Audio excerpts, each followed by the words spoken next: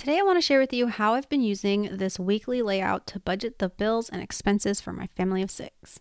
But first, if you're new here, hey, my name is Lauren, and on my channel I share tools and tips to help you on your self-care journey. Managing our money is one of those things that we need to do well, or else we can cause ourselves unnecessary stress. And for the last 10 years, I've been on a mission to reduce stress as much as I can as part as my overall self-care. But the way that I've budgeted is something I actually started doing like back in 2012. For a long time, I did this method in a Excel spreadsheet. But starting around 2022, I switched to using a physical planner because I wanted to have a record. Because when I was doing it in an Excel spreadsheet, I would basically clear out the previous week's data and then just kind of input new, and I would never have a long record of what happened. So the planner that I have been using, this will be the third year in a row that I've been using this exact planner from Plum Paper. It is their days and notes layout, and it has a couple pages in the front. I don't ever use these pages, not for budgeting purposes. Mostly I end up using the month views and the weekly. So on the month views is where I usually keep track of my income and my expenses related to my YouTube channel. So that's an easy spot so that at the end of the year I can see, just turn to these pages and I can see easily what those were.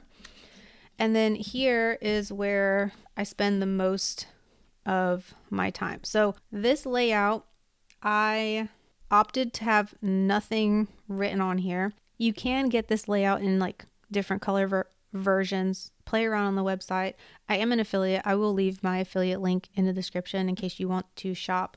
And I do have a coupon code that I will pop up on the screen here to use in case you shop. And those codes usually will work with a sale. So write them down, hold on to it, because we are coming up on the end of the year, which means there will probably be a sale soon.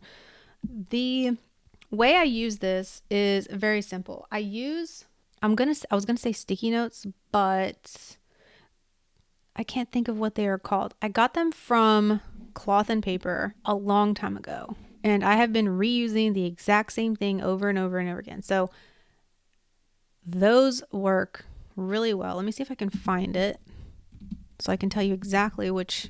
Oh, page flags. I think that's what they're called. They're the ones that are spotlight page flags.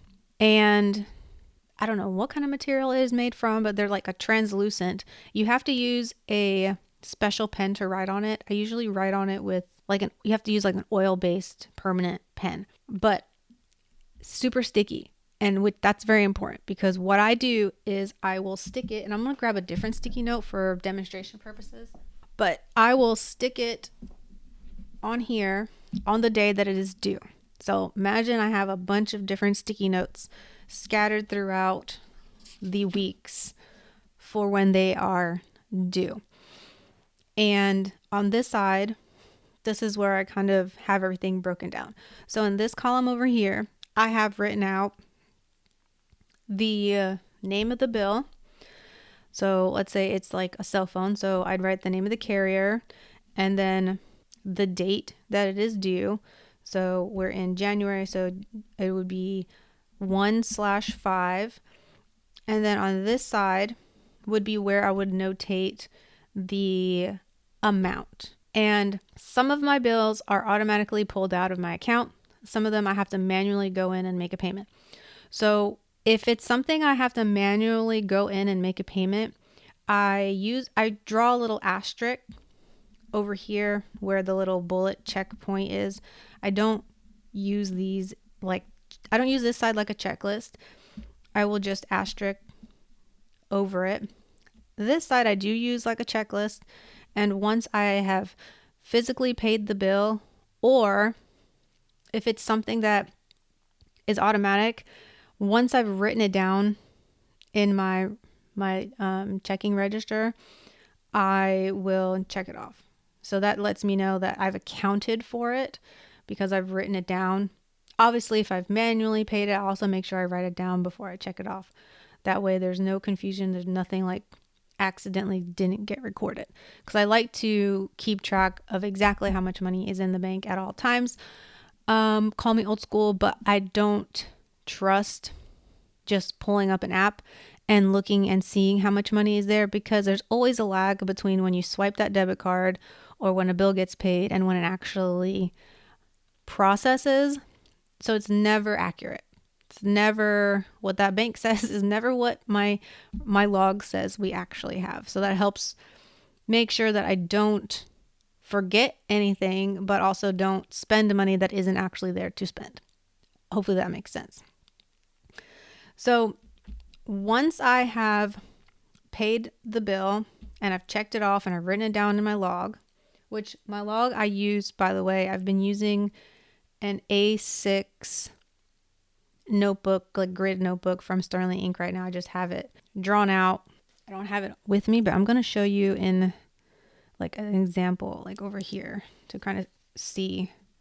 So maybe you can get an idea of what I'm talking about. So the notebook that I have from Sterling Ink is grid like this, and across the top I have what you would typically see in a checking register, the heading. So I'd have NO for number, date, description, debit, a check, like a little check mark, credit, and then balance. So that's how I have it columned off, and I write everything in. So that paired along with this. Hopefully that helps clarify. So once it's been written down in here, once it's been written down in the log, pretend this is the log, then I will move this sticky note to the next month on when it's going to be due again. Unless it's something that is not every month. I do have some that are every 3 months.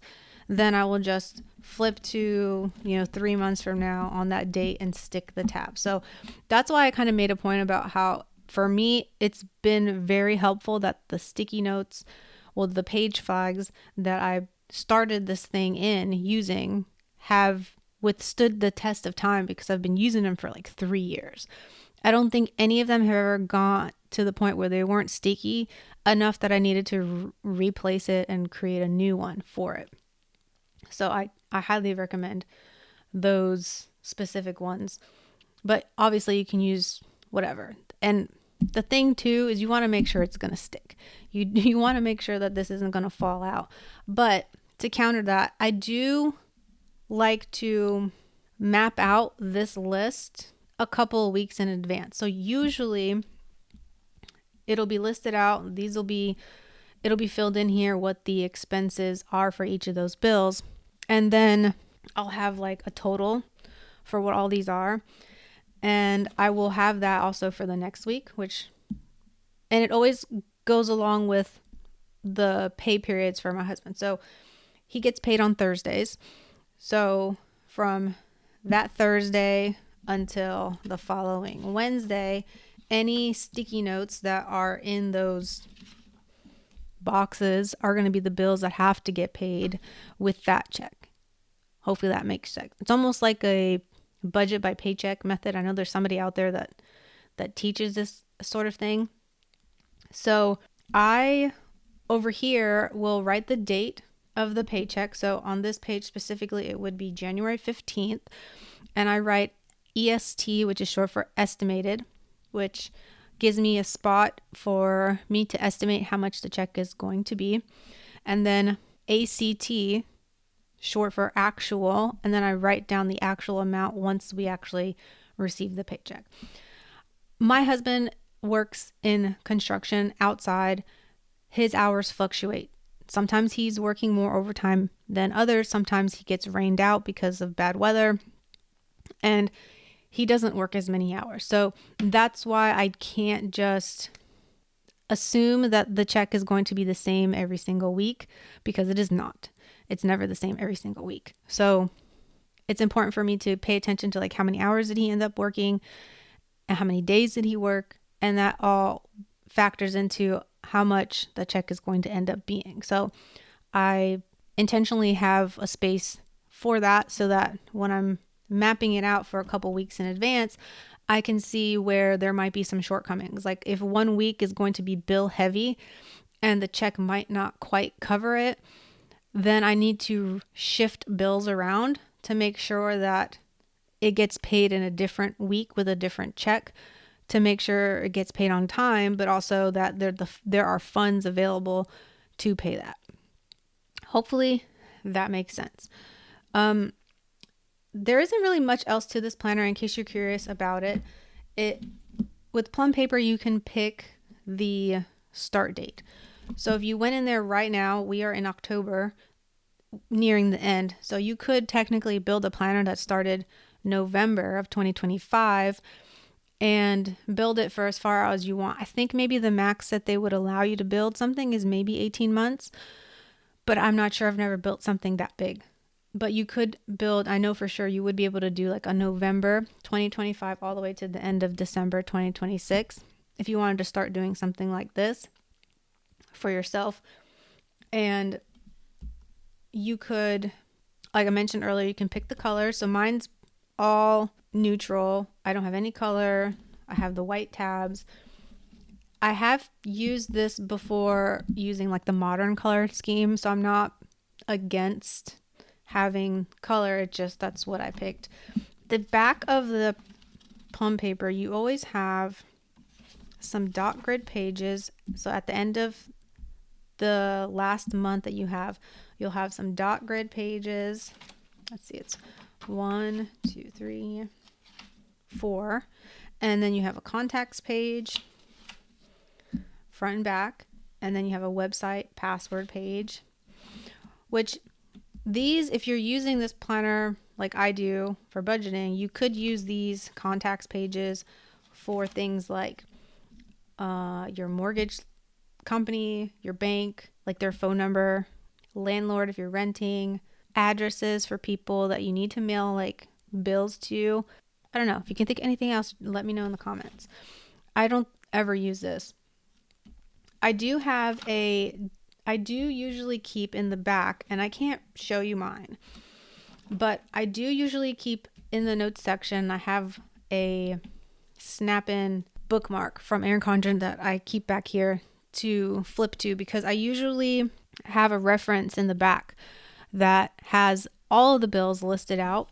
Like they're all listed out. They have the due date, like the date of the month. So if it was on the 5th, it would say 5.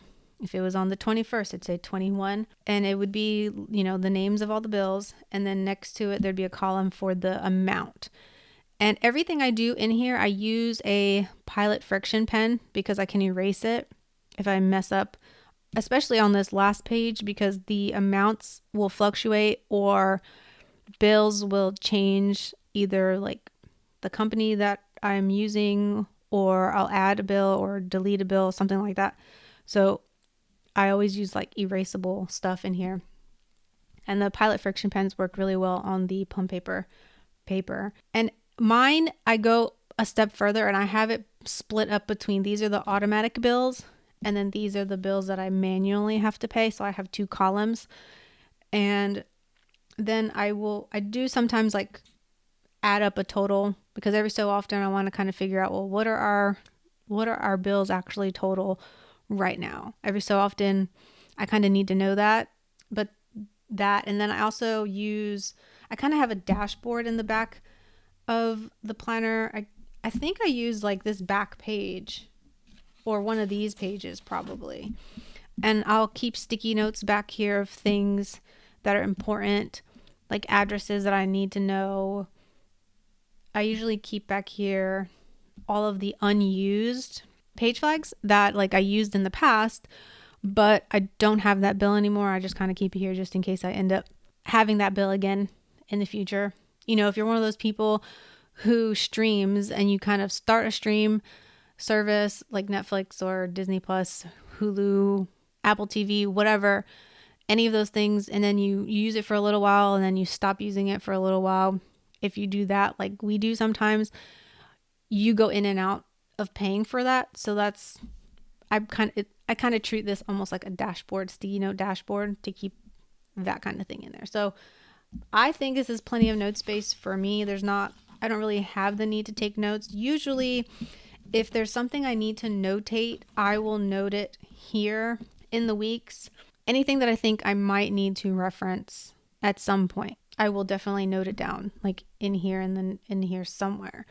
I'm not perfect or pretty about this at all, but yeah, that's pretty much how I use the Plum Paper days and notes layout for budgeting.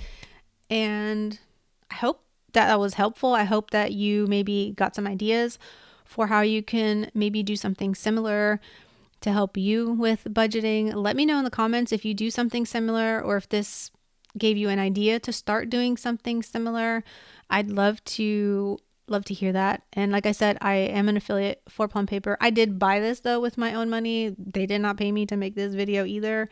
Just if you are going to buy a Plum Paper and you don't have anyone else to support, consider supporting my channel. If you liked it, make sure you give it a thumbs up. And if you are not subscribed and you want to see more videos like this, make sure you subscribe, and I'll see you in the next one. Bye.